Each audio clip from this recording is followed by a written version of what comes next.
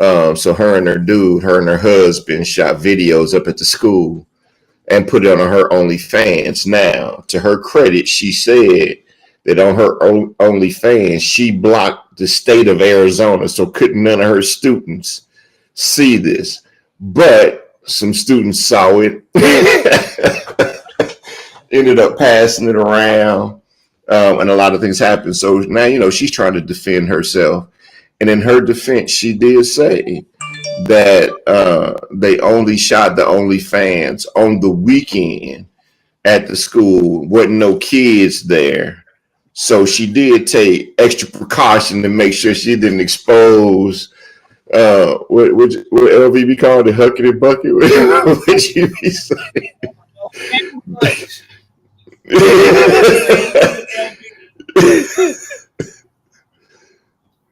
LV, say it again. What is it? It's huckabuck and camel.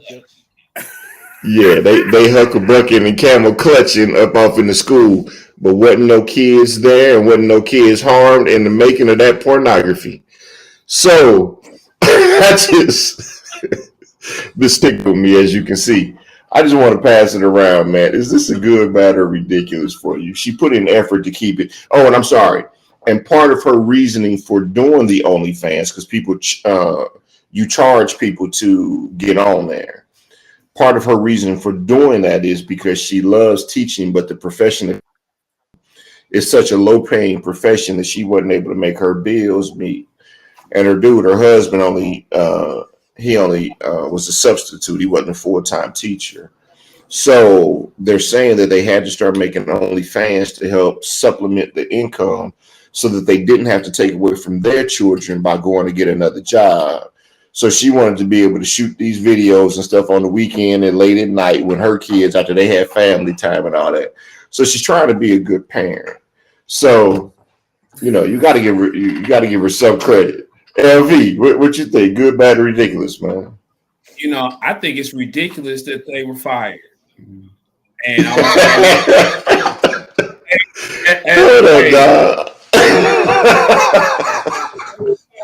as she stated, in the educational field is one of the lowest paid incomes and is very important. She's passionate enough that she still wants to teach. Now, her and her husband have maybe a very eventful sex life.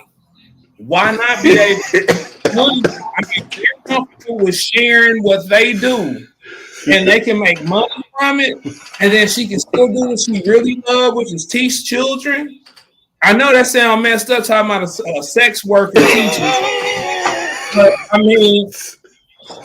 sex workers can be smart, dog. I bet you she's one of the better. I bet you she's one of the better teachers in the district. But she's teaching science. Hopefully she. Well, she ain't teaching. If she was teaching sex ed, I might have an issue. But she ain't teaching sex ed. So, but we joking about it. But real talk, that's their private life. And she did everything that she was supposed to do to keep it from getting to the children. And I didn't even know that you could block the area from being able to subscribe to your channel. I don't think you can. I think the trick made the shit up, but I ain't went out and researched it enough to really be able to say that. So she says she blocked the state of Arizona, but she did it on school grounds, bruh. Even though, now we walking that thin line. They was probably doing the teacher routine or some role playing they needed. The props were there.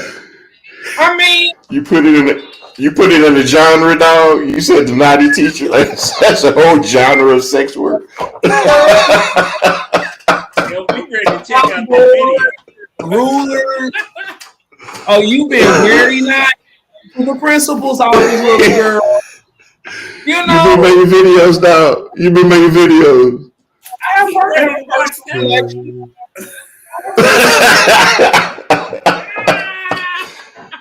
Hey, dog, start an OnlyFans. I'll subscribe. Because if you need your paper that bad, I'm gonna make sure I'm a monthly subscriber for you, bro. Not just anybody, but you know what I'm saying. I think it's ridiculous that they lost their jobs. You know, maybe a suspension since it was on the school grounds. You know what I'm saying? I'll give them that part. Okay. I'll suspend them, but totally lose their jobs. Now she might end up in the porn industry and hooked on heroin. All right, Lil John. The man's gonna be hooked on heroin. My Lord. I'm kind of torn on it because the thing grounds is the part that gets me. I'm all for doing whatever you do in your private life. It shouldn't impact your professional life to a point. Because but it goes back to the comments you made last week about the answering to the boss man, and the boss man being the school and being on the property of the school. And I agree with LV by the profession of teaching is not paying enough. If they had recreated it in, this is ridiculous for being fired. The thing is, they were in the school, and that's a place that is used for the activities of the students, and it's not the cleanest thing. They sanitized.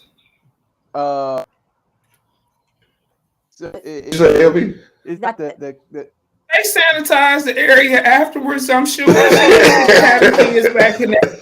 Well, we could kind of assume they did, but it being room.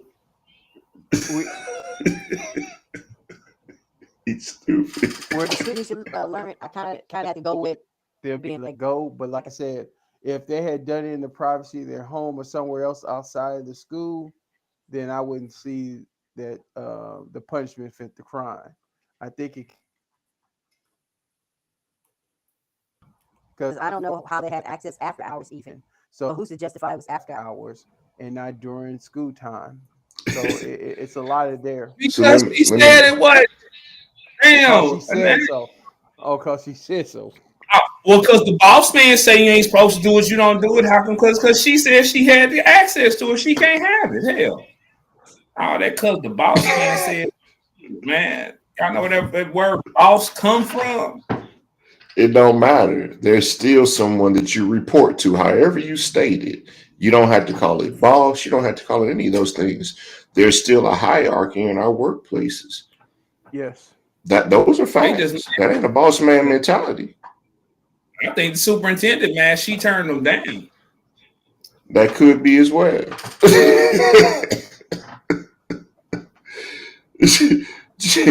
was you good, Lil John? Huh? Without what? You good? Did you have anything else you want to? Oh, I have nothing else to add. I can see the lights on JP going on. JP, go ahead. Okay.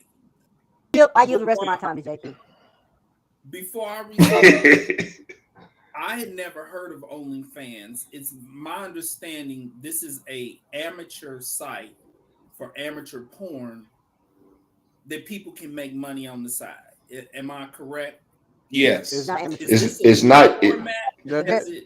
It is. It's not you are amateur. correct, but it's not just. Well, it's some amateurs. They sex workers, but there are also some people who use the platform for other things. So you might like somebody who does poetry, and you can subscribe to their page. So it's a platform that provides an avenue for you to put your work out, whatever it is. A lot of sex workers use it as their platform instead of having to use whatever else they used to use it. I guess, you pay somebody to put your stuff out. They have a way of doing it themselves now, and it's called an OnlyFans page. So this teacher started an OnlyFans page to supplement her income. And in doing so, she thought it was a good idea to go to school one day and shoot an OnlyFans scene in the classroom. She was let go and her husband was let go, who was also a substitute teacher. Okay. So here are my thoughts. I think it is, of course. Anybody who watches this show already know what I'm about to say. Of course, I think it was good that they got fired. Here are the reasons why.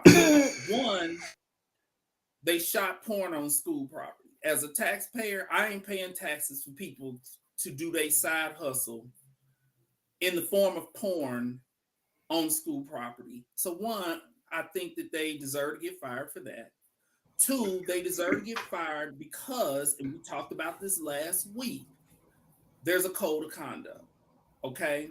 Now, think about the code of conduct for teachers, because I think that even if they would have shot it at home, they still should have got fired. And here's the reason why. So teachers can't be freaky.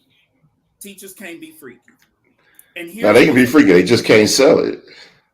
Here's the reason why I On say video. that even if they had shot it in the privacy of their own home, that they still deserve to be fired. Because when you think about the code of conduct, teachers, as well as other professionals, are expected to conduct themselves in a manner that does not impede the delivery of instruction to students.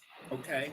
Now, if your teacher is making porn, that impedes the delivery of instruction because it impedes the delivery of instruction because it's a distraction. Evidenced by the fact that instead of the teacher being able to teach her class that day, they ended up talking about the fact that she was in a porn video. It was a distraction. And so that code of conduct that applies to teachers is like, hey, you need to conduct yourself in a manner that is professional, whether you are on the clock or off the clock. Because in order for students, and I don't know if they were adolescents or not, but if they were adolescents, in order for them to be willing to take you seriously and absorb educational information from you, they can't be sitting there imagining you sprung out over that desk that they see you sitting behind when they get to class, okay, with your husband thrusting and sweating and pounding your loins, okay? And so it's a distraction. Now here's the other thing. Okay, I'm almost done. Here's my other thing is I think that the whole low pay thing is BS also. And here's the reason why I'm saying that. Now, yes, teachers make different salaries depending upon the area that they work in, but when you think about a teacher's pay, and I'm not saying that teachers are not underpaid, okay? I agree that teachers are underpaid, but what I'm also saying is when you take a teacher's salary, their annual salary, and you divide it by 12 months, yes, teachers are basically broke. But you got to think about the fact that teachers don't work 12 months out of the year. By the time you subtract the time that they are off for the summer, you subtract the time that they're off for Thanksgiving vacation, spring break, Christmas vacation, teachers only work about 9 months out of the year. We can They still need to stop their income for the months they ain't work. Bills coming in. See. Okay, y'all both are talking at the same time. I'm not hearing you. Things have changed for teachers. They work up until July and come back in August, so they don't get that summer months off like they used to. And then they have to do late hours because they have to get their plane together. That whole they're only working 9 to 10 months a year is no longer true. They're doing a lot more than they have done before. Okay. And then the other question I want to ask you about the thing with using your line of reasoning with the impact of being a distraction. Would you agree with the parents that went teachers last year who were very shapely? They wanted them fired because they said that they were impacting and being a distraction because the fathers thought they were very attractive because they're so shapely. No matter what they wore, their shapes came through, and they said it was a distraction. Do you think? Okay, first, The distraction for those okay, kids? I'm gonna respond to that. First, let me address the amount of time that they work. Okay, because I'm on the provider panel for 2 school districts, and the teachers I see in therapy are not working until July. They are getting out of school late May, early June. If they work the summer, they get paid extra money. They get paid extra money if they coach anything. They get paid extra money if they do anything that is after school activities. And like I said before, they get paid for all of the time that they have off for spring break, Christmas break, and all of that. So I'm just saying, teachers, yeah, they may receive low wages, but when you divide or calculate a teacher's salary, you need to divide their annual income by about 9 months, 10 at the most, and then add that percentage onto what they make, and that's the equivalent of what they make. Teachers are not so low paid that they need to be out getting a freak on school property making porn.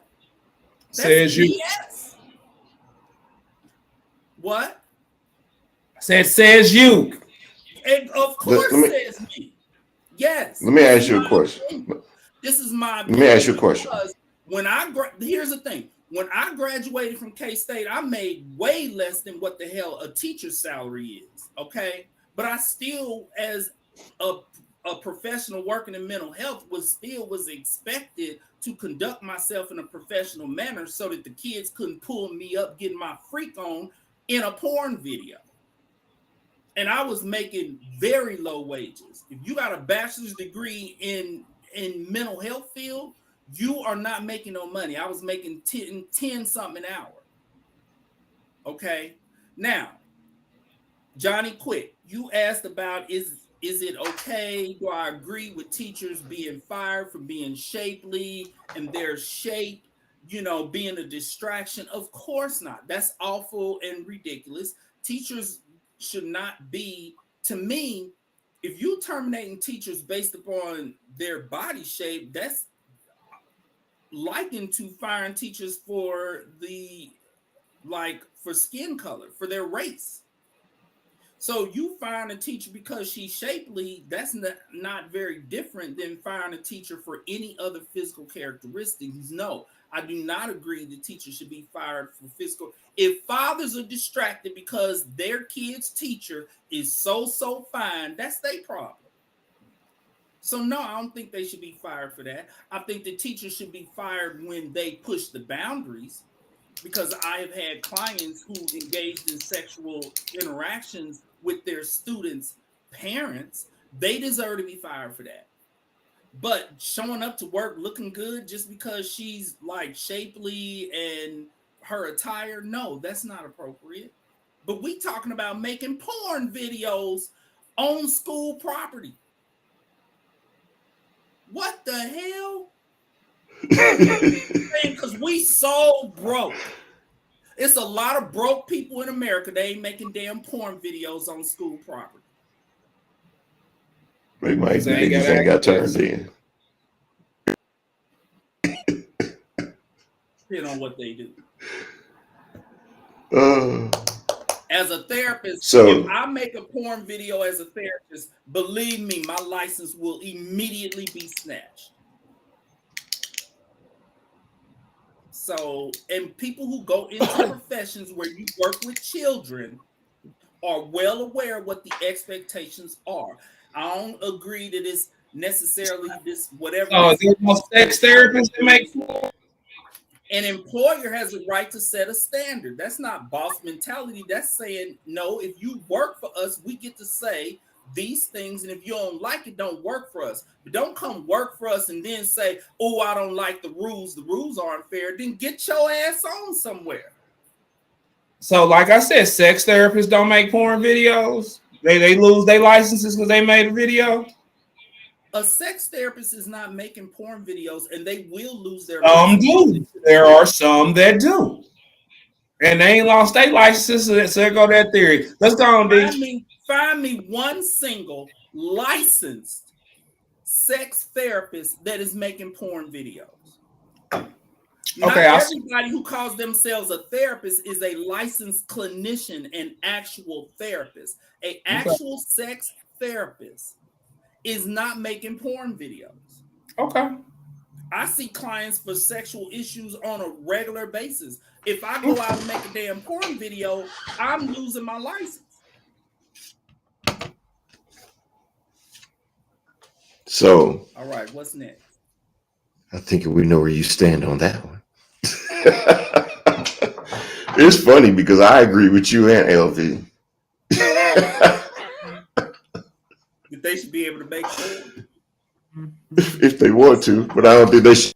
I don't think they should be able to. No, if you gotta slow down. You know what? Saw your blood pressure go up. You better slow down. I said I agree with both because I have a right. If they want to make pornography, they make pornography. I do disagree with them being able to them doing it on school property, whatever the mean. I told you reprimanded for that part, but not fired. Yeah. So whatever the standard is. One thing if I say this is what the rules are, and because like JP said, then you have the option of doing it. You make decisions at that point.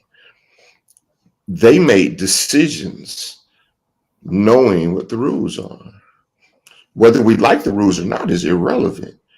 My issue, and I would agree with LV, is that if nobody said this is off standard or this is your personal time, I agree that they should be able to do things in their personal time. But there are lines you cannot cross. And the line that they crossed was going on school property. And that took it over the top. And I think that takes away any argument for them being able to do it on this particular scenario. If we discuss it in a broader issue, I would agree with LV. If it's on their own time at their crib, they should be able to do what they want to do. Take the protection so the kids can't see it. If the kids see it now, you got to make different determinations. The school board is going to have to fire you if they find it out. It's just what it is. But codes of conduct, that is taught in school. So every person going into a profession that has a code of conduct is made aware of it when they're in school, that the code of conduct applies to your life, whether you own the clock or not, whether you at work or not. So they have an opportunity to bail on that profession when they're in school. You have to take licensure exams and teachers take certifications that includes the code of ethics for that profession before they ever start their first day of work.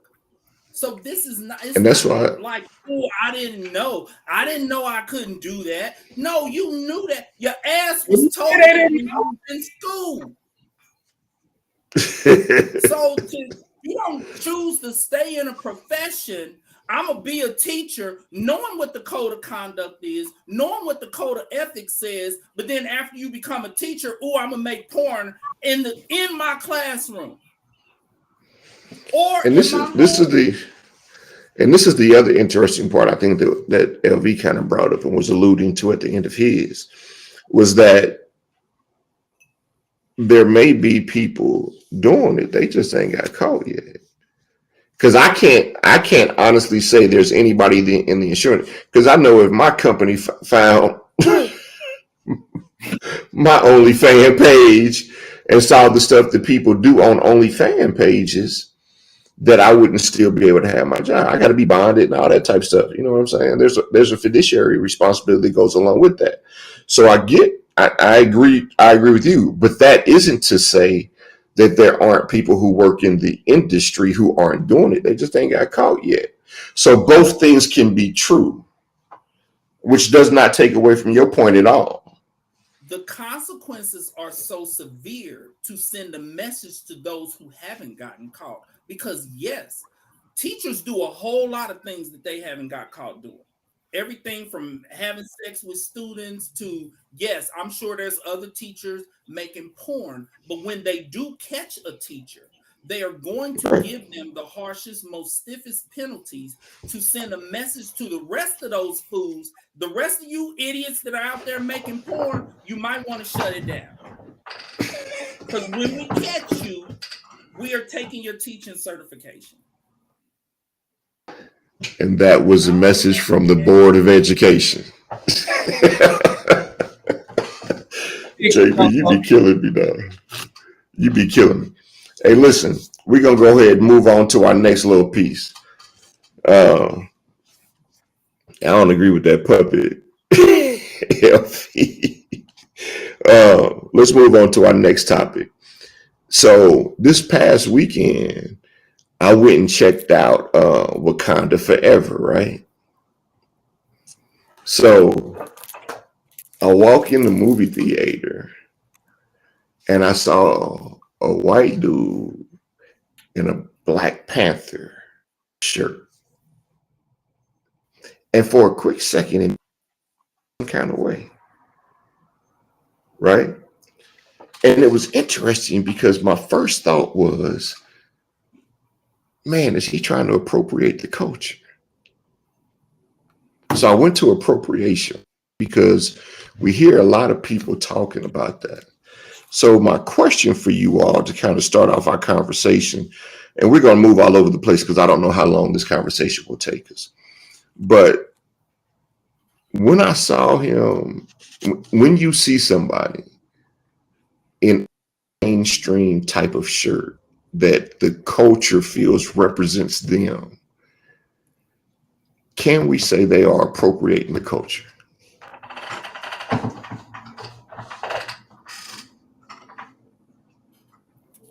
Blue John, you my community man. Culture.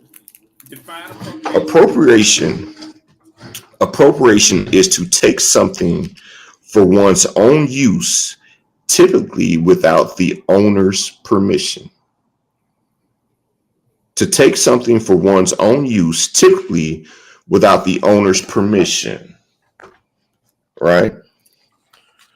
I also looked up slave mentality in the Urban Dictionary because that's the term that's been thrown around quite a bit. So, a cultural appropriation is the inappropriate or unacknowledged adoption of an element or elements of one culture or identity by members of another culture or identity. This can be controversial when members of a dominant culture appropriate from minority cultures. Without permission. How's it Without without permission? permission if he paid for the shirt? Exactly. He paid for the shirt. And whoever manufactures the shirt, they trying to sell shirts. They don't care if white people buy them, black people buy them. And here's why I think it's a good thing. Because I need for racist people to see a white person wearing that shirt. Because for all we know, the white person purchased and was wearing the shirt as a way of making a statement of acceptance of all things that are cultural, all things that are of African culture. Like they were most likely trying to make a statement. But even if they weren't trying to make a statement, they made a statement. I need for all white people to be wearing Wakanda Forever shirts and to go to Trump and I need them to go to Trump rallies with those shirts on. That ain't gonna happen. No, that ain't gonna happen. Oh, yes, it went too far. Little John. Yeah, I got it. For me, I don't see it being appropriation because I'm going to take it on an even larger scale. Black Panther is a series in the Marvel comic section. So if I was to go out and if I was to go out here and Iron Man, well, people say I'm appropriating that culture because it's a white man, and I hate that we get caught up in these things and misuse of terms and then try to fit it. Oh no, he's appropriating our culture, and when in fact he's supporting, and that's one of the things that we, even within the Black community, we do not recognize when people are being critiquing, being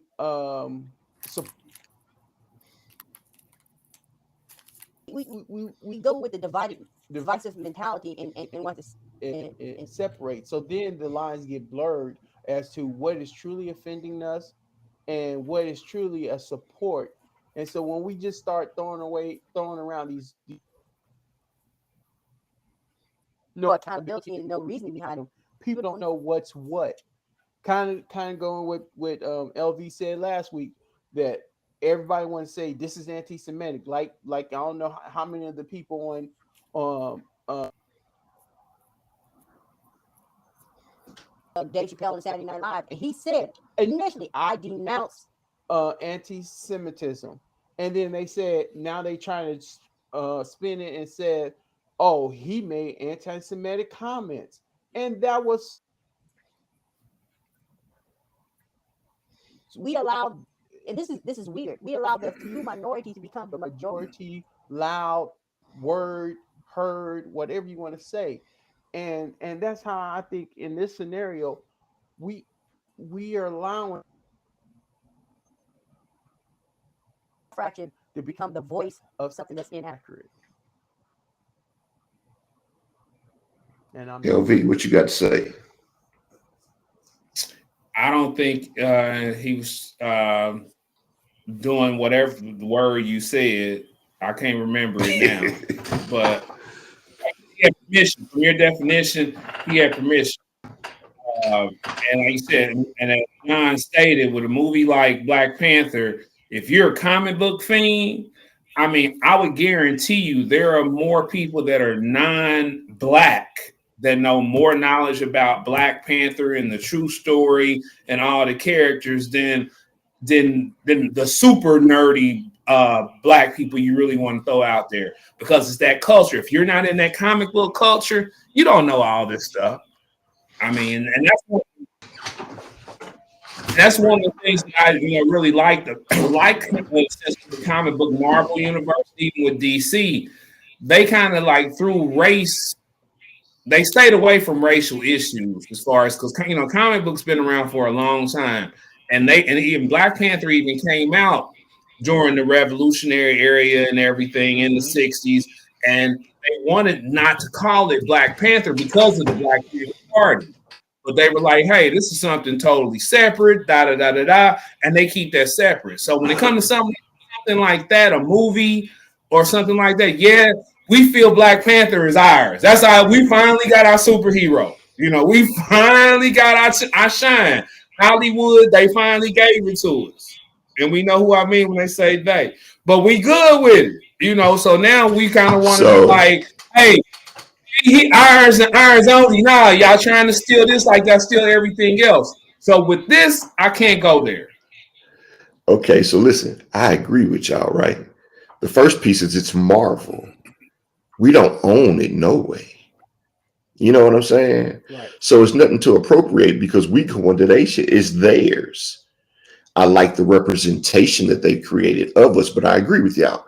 So here's my next question for you.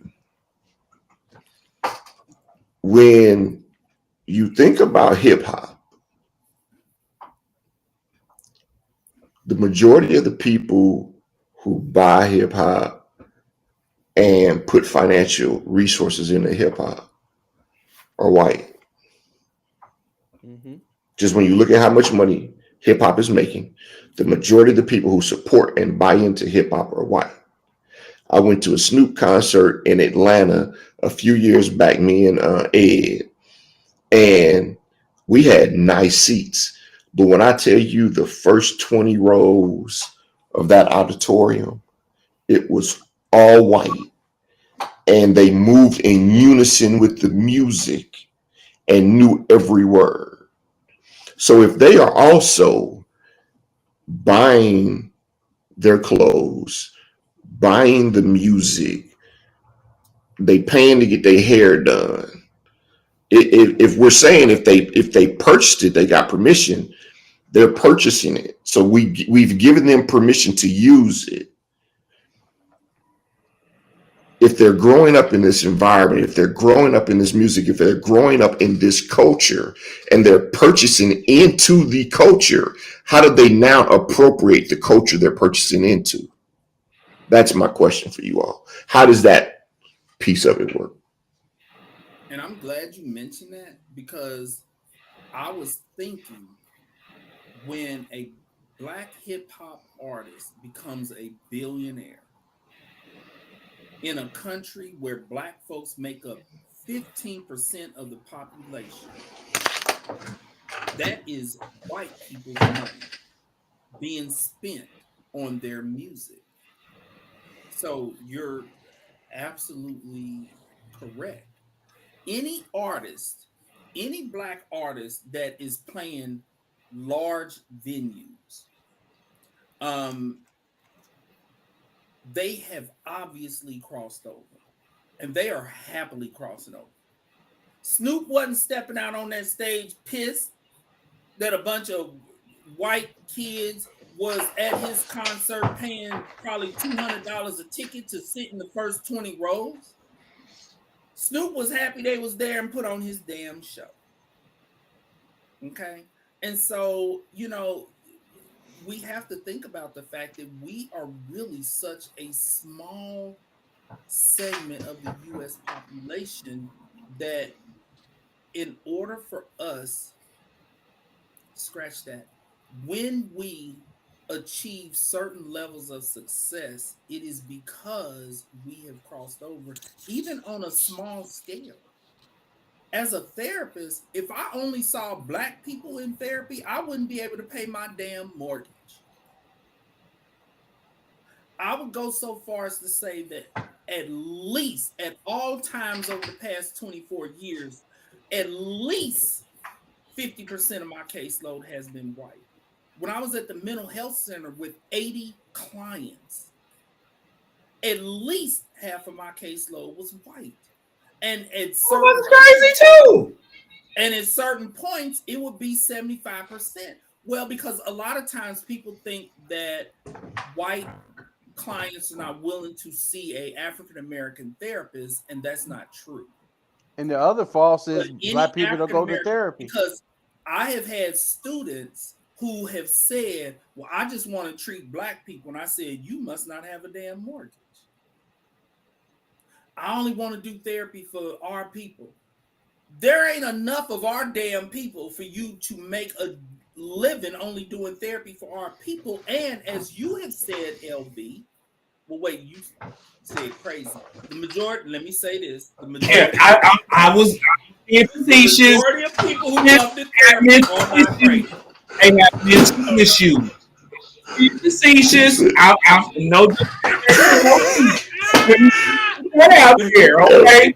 LB said, I come in peace. All right. I come in peace. For my clients who are watching this show, I was going to ask you have a mental issue that you're seeking. You're intelligent enough to help, and you're seeking that help from a higher power. Yes. And even I come in peace. Even poverty is a mental health diagnosis. That's something to think about. Even poverty, what is? Poverty is a mental health diagnosis. And so when you think about it, having a diagnosis does not make a person crazy. A mental health issue can be anything from sadness that your mother died, sadness that your father died. And so let me say that the vast majority of my clients are not clinically crazy, okay? But in order for black folks to make it in America,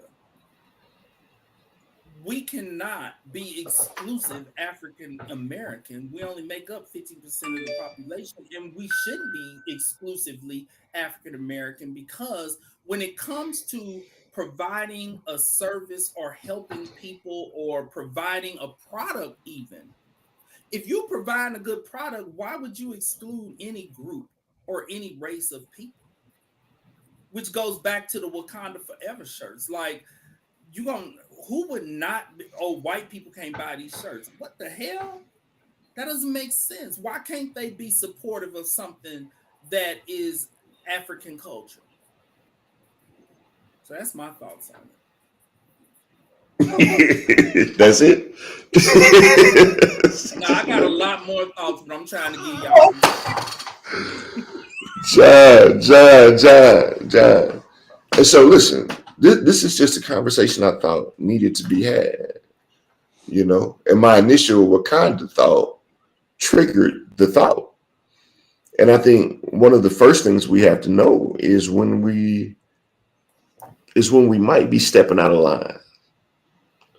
So I thought it was important for me to be able to trigger that I might be stepping out of line, even to have that simple thought and get back to this is an issue that we face as far as how we speak about appropriation. So John, you got your ear in the streets and you got foundations, you do a lot and you hear a lot from a cultural perspective. So when you think about the appropriation of culture, what do you think about? Well, when I think of appropriating the culture, I think it's more of a deeper thing where you're trying to profit from the culture.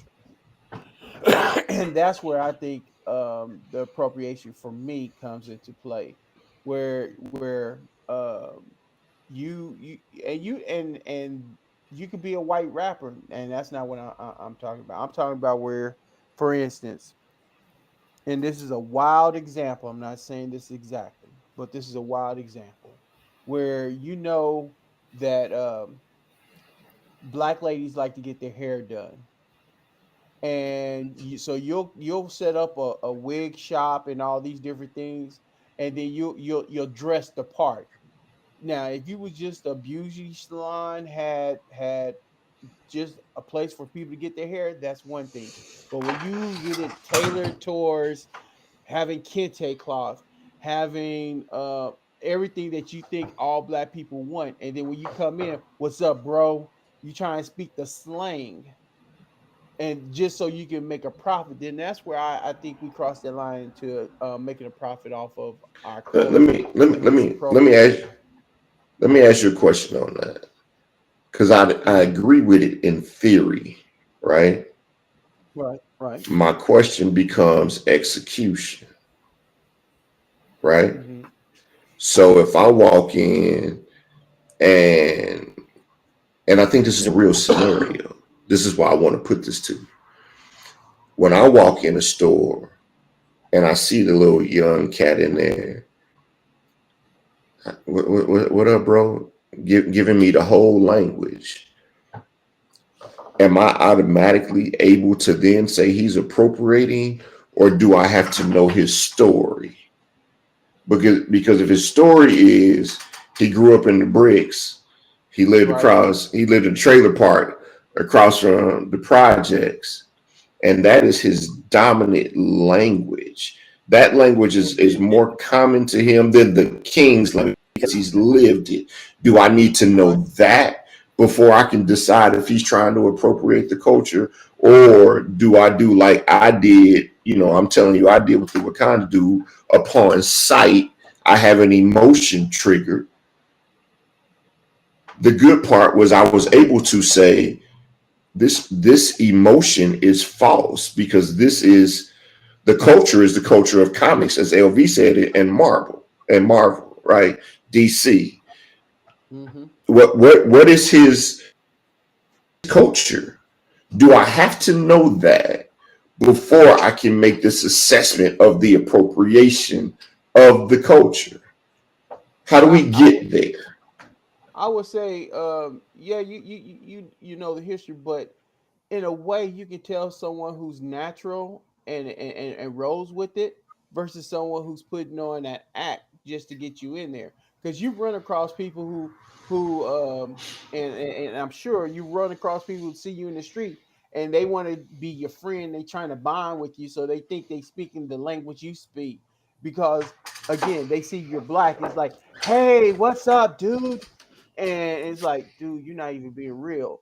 But when you have someone that kind of grew up in that culture, it comes natural, and you can kind of tell a little difference. Now it's not always the case, but 8 times out of 10, you can tell someone who is grew up in that culture and someone who's trying to adopt that culture.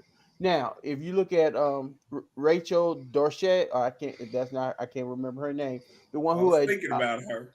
Yeah. who Oh, with cornrows. yes, She's who running the NAACP. right. Now you have to really know what was really behind her to appropriate this lifestyle to do what she did I versus can't. you know what being a person who's like, you know what, I'm of a white background and I can kind of get through doors you may not be able to get through. I'm gonna remain white, but I'm gonna still help you. So that's where you have to start knowing what's the history of the person's intent. What is the power behind their intent? So I got another question for you. Let's bend this a different direction, because I want to look at it from as many angles as we can, because I think it's an important conversation. And I want to throw this question at you, John, but it's really for any of the brothers who want to speak on it, right? So remember one of the first shows that I was able to host, I told you about the lady that I spoke to, the older lady, and I showed up at her crib because on the phone she thought I was white, right? The William Coleman that you all hear speak on this podcast is not the William Coleman of my job. I can appropriate their culture. I can speak the language of insurance, and I can speak it in a manner where you won't even be able to tell that I am black. Because this is how I survive. This is how, as JP said, this is how I pay my mortgage. This is how I survive from day to day. Whether you think my hustle is a good hustle or not is irrelevant. This is how I pay my bills. Right. So I speak and I sound the language. But with y'all, this is my culture. So I am appropriating.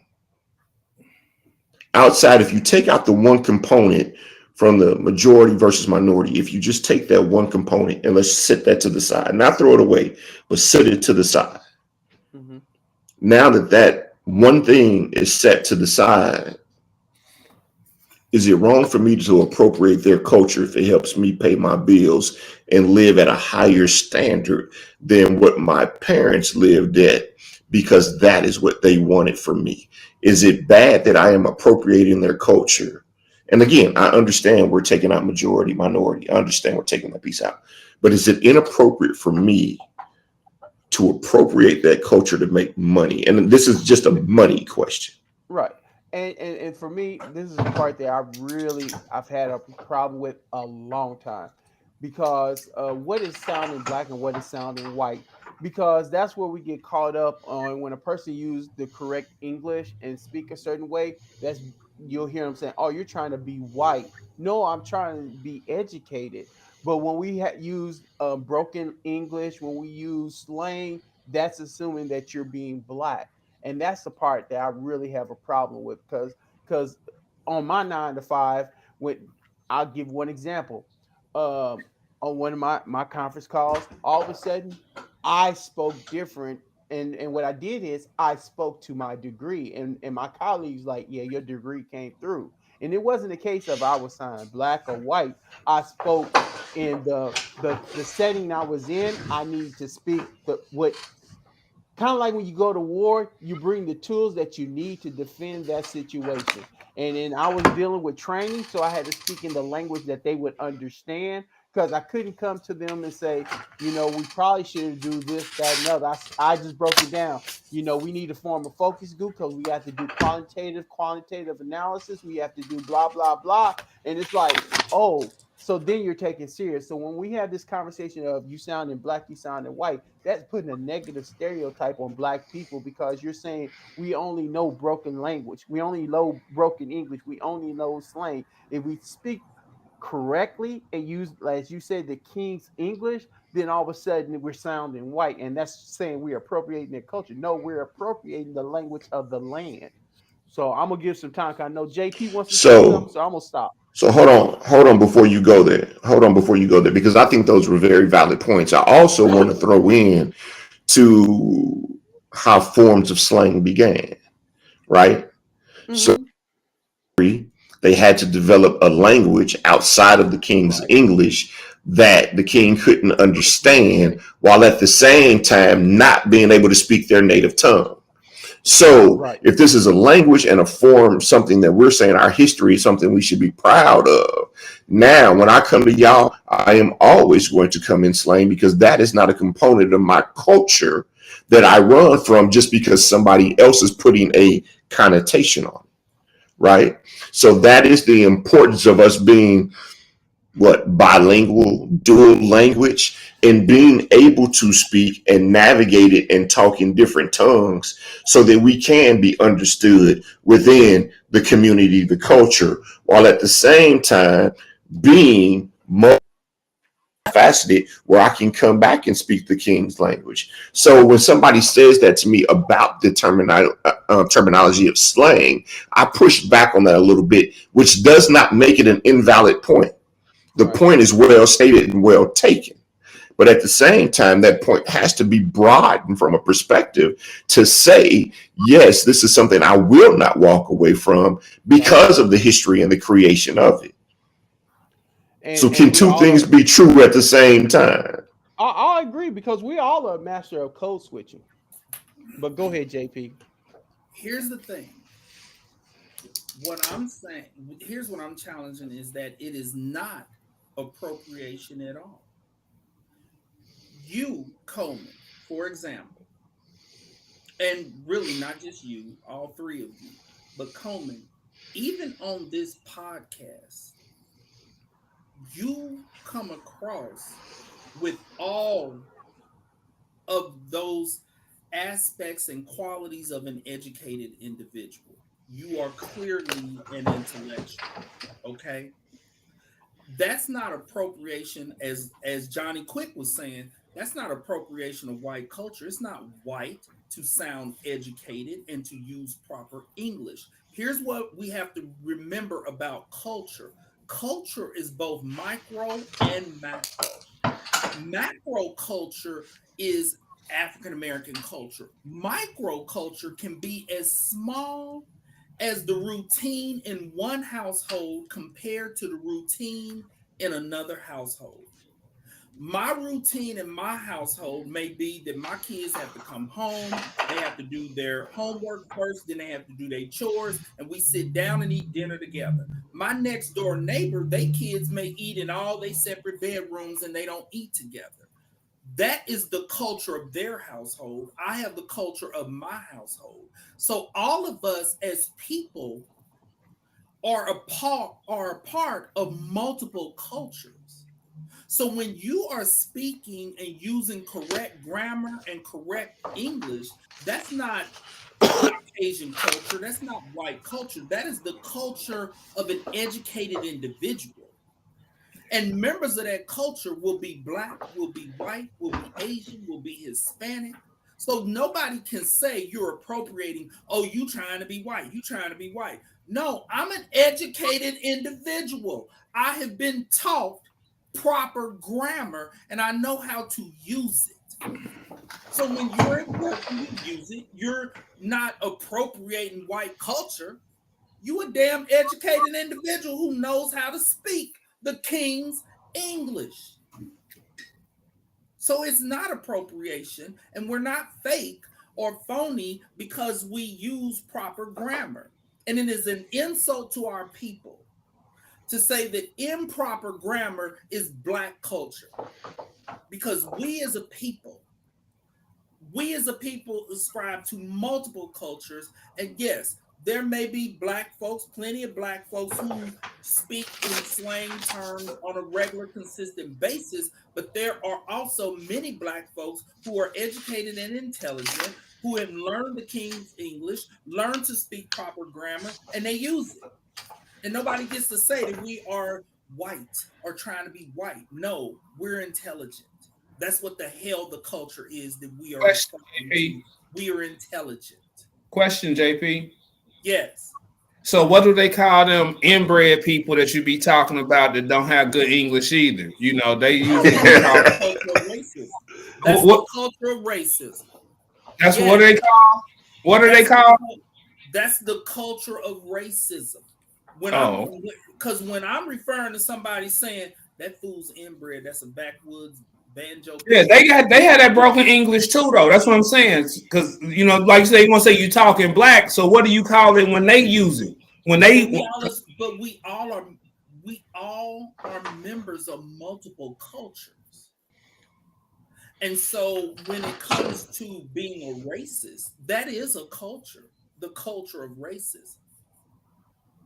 whatever So grammar they are using, if they have not been educated and they are using broken grammar, and if they have grown up literally in the backwoods or the hills or somewhere, and that's a separate culture that speaks to a lack of accessibility to education and learning proper English, which can be totally separate from them being a racist. Because you could be a white person and you have not been educated and you don't know proper English, but that doesn't mean that you're a racist.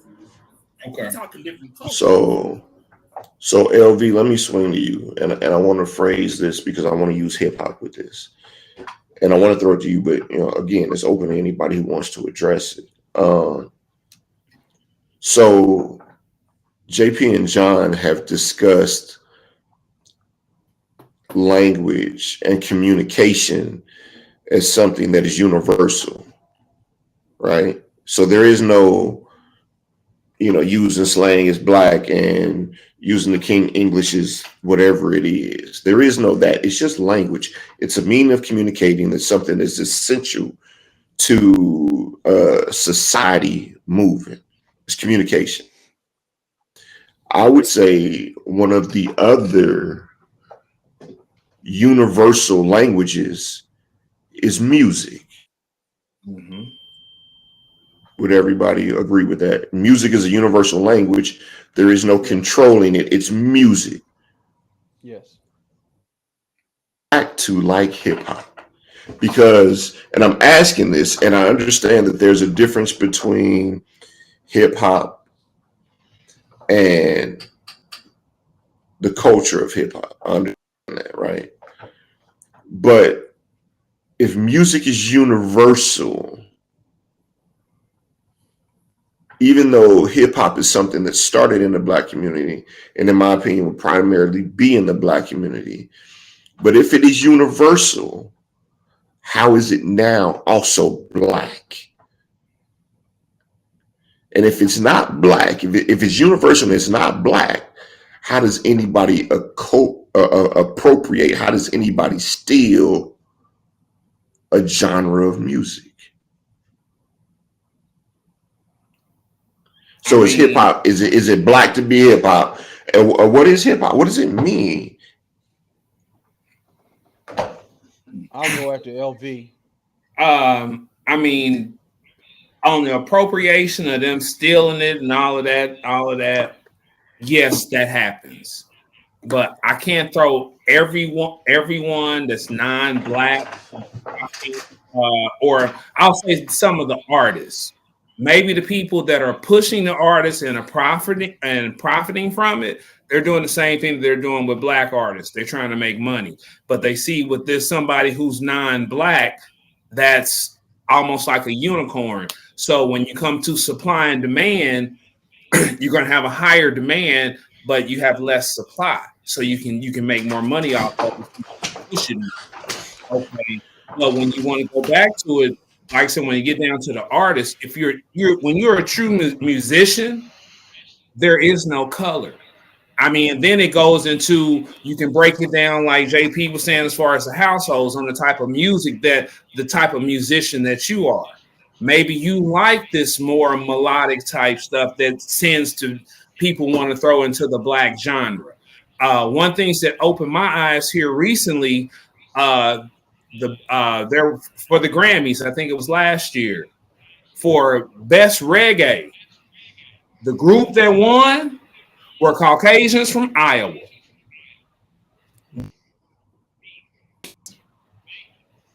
And at first I was offended, like, how in the hell could they even get in the category? But then when you listen to their music, it's true to what that genre of music is. So I mean, and y'all know I don't like to side with them other motherfuckers. I don't. But, you have to, when you look at the facts of shit, you have to be sensible. And like every situation ain't totally black and white. Sometimes there's some gray, and you have to do your research before you want to go out and just make a statement against somebody and say, this motherfucker's trying to take advantage of us. Fuck them. They don't like us. Yeah. We do that a lot. And I'm guilty of it too. Sometimes I ain't gonna lie, I'm guilty. But if I'm gonna really be a man about it and be real about it, you got to get it. You got to dive down into it. So hold on real quick, JP. So I like where you went. Go ahead, JP. Go ahead. LV made a brilliant point, because when you think about culture is a lifestyle or a way of life. And so, yeah, hip hop started out supported and promoted by Black folks. But as it has progressed through time, multiple races and ethnic groups have grown to appreciate it. So you have culture, and then you have the members of that culture. And so the culture of hip hop has not changed, but has it evolved with regards to crossing over and appealing to people of various races and ethnic groups? Yes. But is it still pure to what it was? Yes. And so that reggae example was the perfect example of that. That after LV listened to their music, he's like, oh, that's reggae, regardless of their race. The culture's the same. The only thing that changed is who are members of it. And that is correct. I totally agree with that. Okay. So let me throw something at y'all real quick on the same lines, but I'm gonna go around to get here. China and Russia, they're both communist countries, right? When you look at their economy, the people work, and they basically work for the state, which is the country, right? And takes those goods, sells it, gets the proceeds in, and instead of individual companies owning that, for the most part, the state is now funneling this money back to the people. Then the state broke it up and they created oligarchs, and oligarchs control certain aspects of it. But for the most part, they still feed that money back through the state and disseminate it to the people. My point is, whether you have communism, whether you have democracy, the general point is to make money. Distribute the money so that people can survive in various forms. And I think in democracy, there's probably a bigger shift than in most other, forms of government, but that can be debated.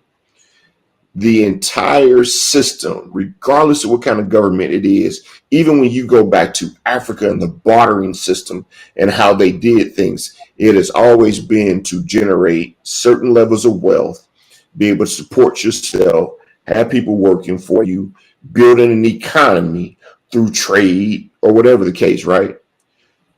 But when we talk about appropriation, we keep talking about making money off the culture. And my question would be, what in the world is there that really isn't surrounded with making money to support oneself? So as we look at the culture and as we look at people who make money off the culture, I agree with LV in how you make the money. But that's what everything is designed around, making the bag, right? But I want to switch. Yeah, I want to shift focus real quick to slave mentality, because this was something else that came up.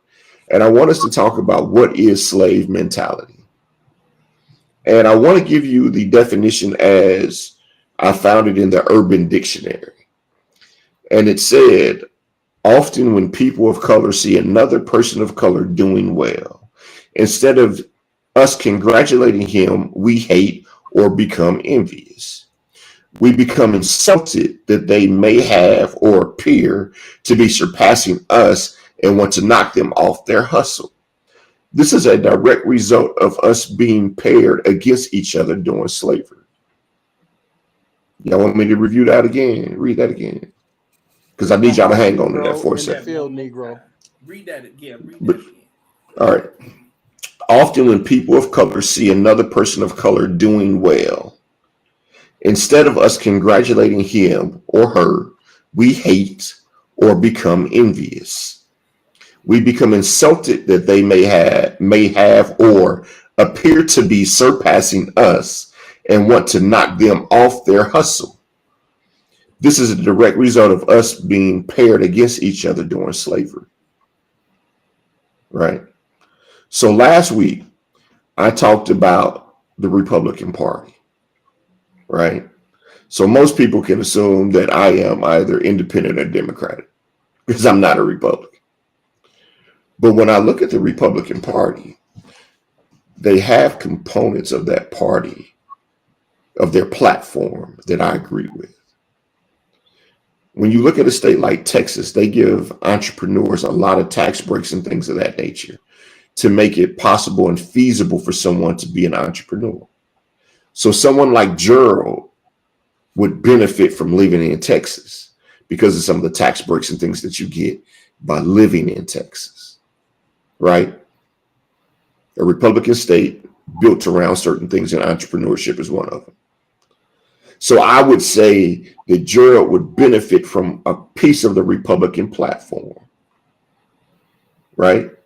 So there can be components of things that we agree with without having to be of that mind, right?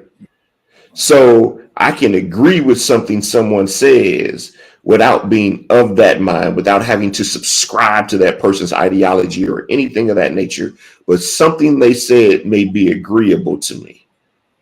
And it could be agreeable, in my opinion, and applicable to the culture. I think that's right? what Kyrie was trying to say, but go ahead. I think that's what he was trying to say, but I don't think it's what he was executing in the beginning of how he laid it out. And that's where he got into the ism with whatever he reports to, right? Because I do not disagree with Kyrie's stance. I disagree with how Kyrie went into the stance, and I disagree with what happens when you start getting the results of how you go into something. Right. Which is one of the reasons that I have an issue with Kanye. I'm not telling you that everything that Kanye is standing for is incorrect. He has some valid points, but I disagree in how he signed these contracts, how he talks about Black people, and then wants us to come to the rescue when they light his ass on fire. I disagree with that. I can agree with some. Not mean that I subscribe to his ideology. So when we talk about slave mentality, what are we talking about? Are we talking about because I agree with something? Or are we talking about me trying to knock one of us down, me trying to put one of us in a bad position? What are we talking about when we talk about the slave mentality? LV, throw it to you, my brother. With me on the slave mentality, it's exactly what the definition states. It's when you have Black people that see someone else doing better than they are, and because for some reason maybe they feel I'll never achieve where they are, so now I'm gonna knock them down. They get some kind of.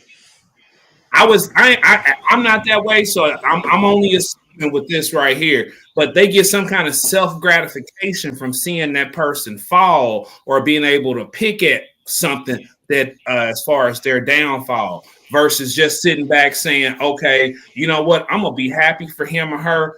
You know, I may not agree with what they're saying, but you know what, I'm gonna keep that to myself. I'm not gonna go out here in the other communities and be public with how much I'm against that person. You know, whereas there are other minorities, they will stick together. They will handle it in-house. They may say, yeah, you fucked up, you da-da-da-da-da. But when they get outside that house, they still gonna protect you. And that's something that I feel as we as Black people, and it goes back to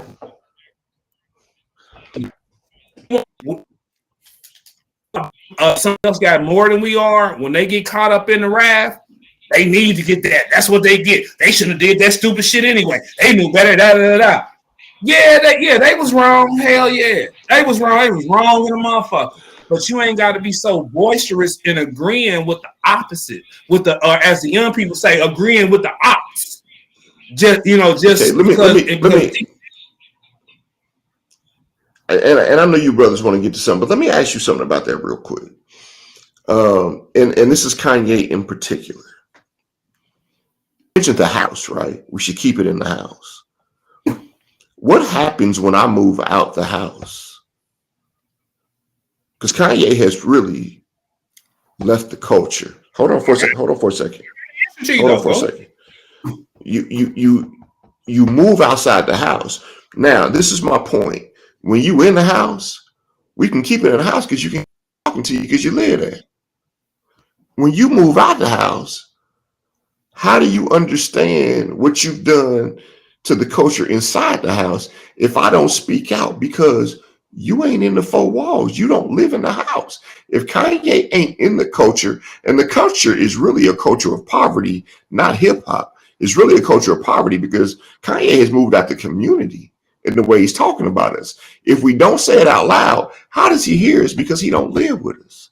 And listen, while y'all talking, I'm listening. I got to run downstairs because I'm going to read something to y'all tonight that I didn't think I was going to read. So I got to go get it. LB, back to you. And then once you wrap up, JP and Lil John, jump in. What he was saying about being outside of the house. Okay, once you're able to get in the position to get outside of the house, you can't not be grounded. And that's what unfortunately happens a lot of the times. People get outside of the house and then they turn and start saying stuff against the people that are in the house, as what Kanye has done. So you got that slave mentality of everybody in the house. They like, he done said, fuck us. So I ain't like the motherfucker anyway because he doing better than me and I ain't going to get there. So I'm happy to see him. I'm happy to see this shit happening to him. That's what the fuck he get. But there are still other groups that no matter what, even when they people go outside of whatever the bounds is, they won't speak out against them as we do. And until we get unified enough to now how we get there and how we check motherfuckers that are outside the house, I don't know how to do that internally without involving other communities and other minorities and other groups. And that's where the disconnect is. Have a solution for it. I don't. But that's what happened. And that's where a slave mentality thing, because once that, like I said, that person's outside the house and they forgot that there used to be a house ninja. Okay. They forgot how hard it is to survive back there. They're not hungry no more. They ain't, they feasting constantly and they're feasting at the people that are in the house expensive. And they like, shit, I don't want to be back in the house, so fuck it. I'm going to keep over here, keep doing what I'm doing, but they can't do that. How do you keep people from doing that? I don't know. Other than having people close to them that can keep them grounded, that can go to them, be like, yo, you playing yourself. Listen to Ice Cube. You about to wreck yourself. But I don't know how to pull that together because I'm not that intellectual person like y'all, or I'm just about action. I'm about that action, boss. That's it. JP, I know you ready to go, but I skipped John last time. So if you don't mind, can I go to John? Because I know you wrote your point down. John, where you at, bro? I'm gonna yield my time to JP. Okay, here I was saying, hey, in the house, John. But see, what I want to talk about, how that slave mentality starts, is you have the house Negro and the field Negro. You have the light skinned black and the dark skinned black. So I'll just leave it at those points. Now I yield my time to JP. and I agree. Let me expound upon what Johnny Quick is saying. I don't think that it is fair to our people to say that a spirit of jealousy or envy is slave mentality, because people of all races and ethnic groups can succumb to a spirit of jealousy and envy, struggling to watch their neighbor, their counterpart, get a promotion ahead of them, get a new car that's more expensive, make more money. That is not slave mentality when black people do it, because white people do it, Hispanic people do it, Asian people do it. That is just the spirit of jealousy and envy. To me, slave mentality is when black folks are. But slave mentality ain't just for black people, though, Gerald. It's for all people. I'm talking about our people right now. I ain't talking about other slaves. Yes, lots of people have been enslaved. Okay. I'm talking about our people right now. For our people, because slavery has taken place with multiple races and ethnic groups all over the world. For our people, I feel like slave mentality is when we allow ourselves to become passive to disempowerment, and we are willing to allow or not fight against the effects of racism, because slavery taught or attempted to teach our people that we were less than. So if we conduct ourselves as if we are less than, and as if we don't deserve to achieve and have the same things that the majority has, to me, that's slave mentality. I don't think it's fair to say, well, when black folks get jealous and envious, that's slave mentality. Well, what is it when white people do it? So that's my thoughts on that. Coleman, you also mentioned, this is a totally separate point, but you had talked about how you can believe in a certain point, like the Republican Party. And everybody knows I'm not a fan of the Republican Party, okay? You can agree with some aspect of a group. That doesn't mean that you are a member of that group or you totally support that group. And when you think about it, we can't say that any group is 100% wrong about anything, or that any person is 100% wrong. I can have a person who I can't stand, but just because I can't stand them, I can't say that everything that comes out of their mouth is stupid and idiotic just because I don't like them. If they say something that is accurate and true, I need to acknowledge that what they said is accurate and true, despite the fact that I can't stand them as an individual. So I'm not a fan of the Republican Party, but I don't think that we can say that every single thing that they say is stupid or idiotic or racist, just like they can't say that everything that Democrats say is stupid or idiotic or, extremely liberal or whatever the case may be.